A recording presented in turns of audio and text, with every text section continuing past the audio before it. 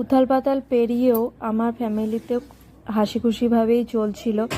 আর pregnancy নিয়ে তো একটা বিরাট সমস্যার মধ্যে দিয়ে আমি চলছিলাম। তো যাই হোক, আজকে বলি আমার বর্তমান পরিস্থিতি সম্পর্কে। তো দেখো, এই হচ্ছে আমার হাজব্যান্ড। প্রথমে দুটো ভিডিও দেখলে ওটা ছিল ওর আগের ভিডিও। ও সুন্দরভাবে লাইভ লিড করছিল। তারপরই পাপা হওয়ার পরে আমরা জানতে পারি ওর ক্রনিক কিডনি ডিজিজ ধরা পড়ে। তো এখন 4 স্টেজে আছে। তো আমরা খাওয়া দাওয়া ডায়েট চার্ট মেনে চলছি এখনও পর্যন্ত। তো এইভাবেই ডক্টর পরামর্শ, বহু ডাক্তার দেখাচ্ছি, এইভাবেই আমরা এখনও চলছি। ডাক্তার বলেই দিয়েছে যে কিডনি ট্রান্সপ্ল্যান্ট করতে হবে।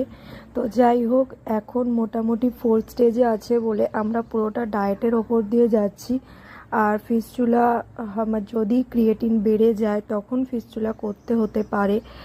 তো সেই জন্য আর কি আমরা যতটা ওই জিনিস নিয়ে চিন্তার মধ্যে আছে। আর পাপা যেহেতু ছোট্ট, তো সেটাও একটা চিন্তার বিষয়। তো সেই জন্য আমরা হাসি খুশি থাকারই চেষ্টা করি সব সময়। আর খাওয়া দাওয়া দেখলে যে ডিম করেছি, আমি মাঝে মাঝেই তোমাদের ভিডিওতে বলি যে ও খাবে না, ও খাবে না। যেমন দেখালাম তোমাদের সবজি, তো প্রত্যেকটা সবজি আমি ফুটিয়ে জল ফেলে দিয়ে এভাবেই রান্না করি। তোমাদের প্রথমেই আমি দেখালাম। তো যেরমভাবে ডায়েট চার্ট আছে সেইভাবে আমাদের এখন চলতে হচ্ছে।